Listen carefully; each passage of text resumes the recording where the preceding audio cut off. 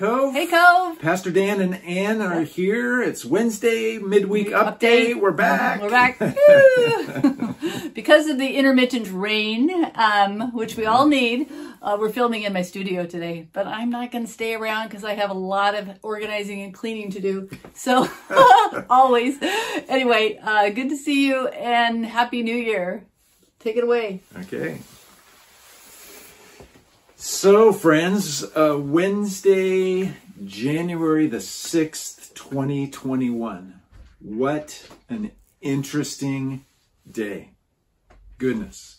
Maybe you find it interesting because of the absurd situation that is unfolding in Washington, D.C.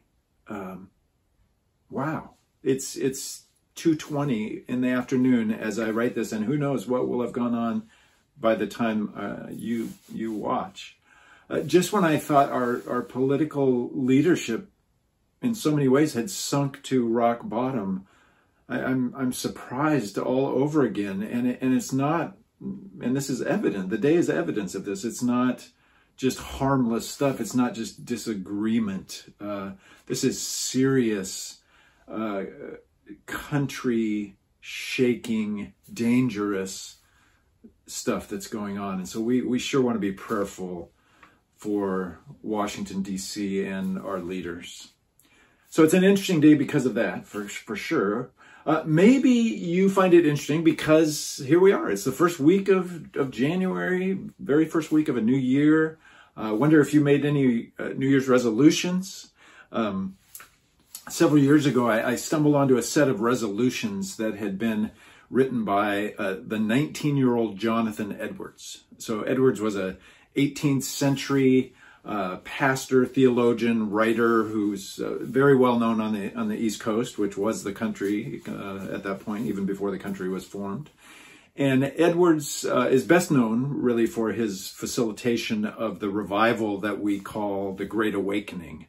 That kind of moved around the world in many ways. But when he was 19, when he was looking ahead to a lifetime of ministry, he sat down to write out his resolutions. And eventually he wrote 70 of them.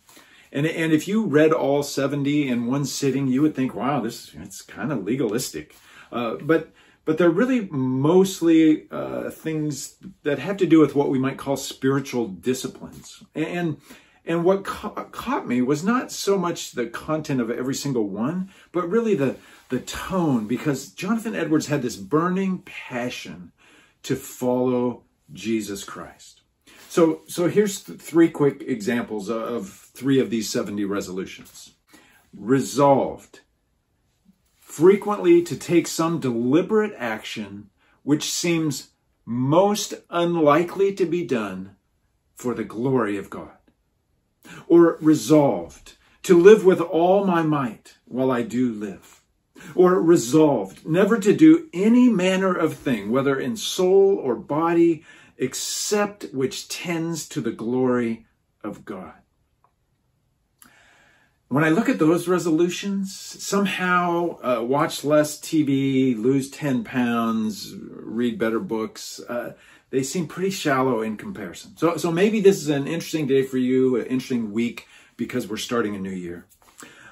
Or maybe you find this day, January 6th, interesting because today's actually the day of Epiphany on the church calendar. And Epiphany is a word which quite literally means manifestation or revelation or appearance.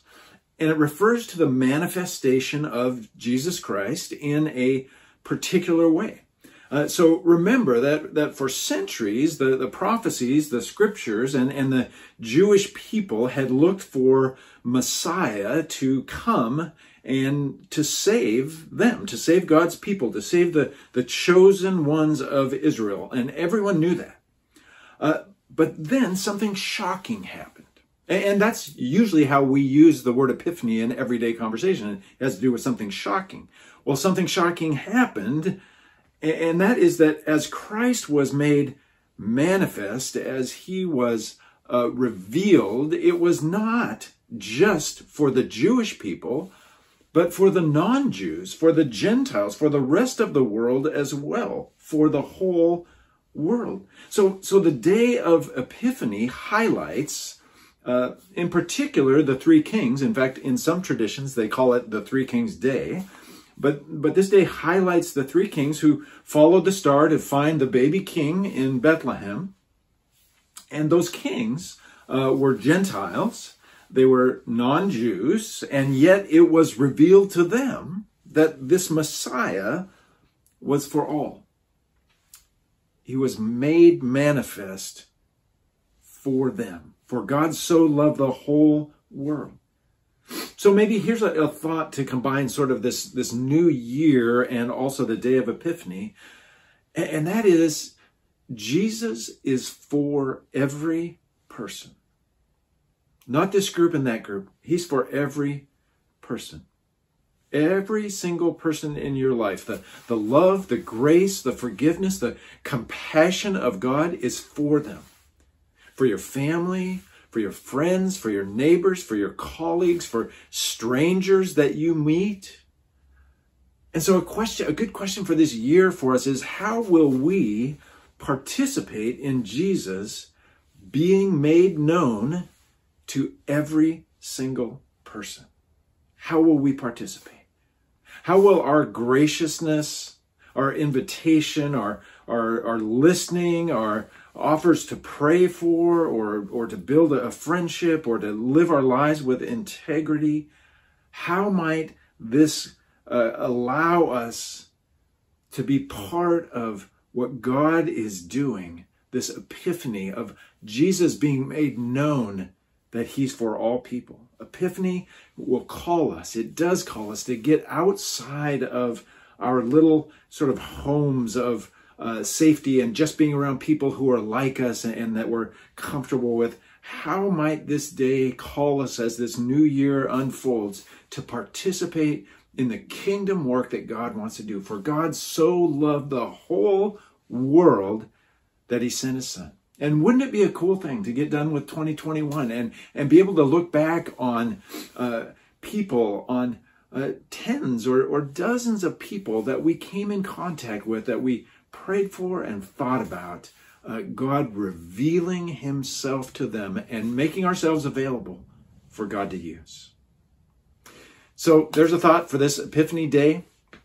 I hope that you will join with Anne and with me and with millions of other people in praying for our nation on this day, for safety, for people, for stability, for cool heads, for truth to be seen and named. It's an important day to pray.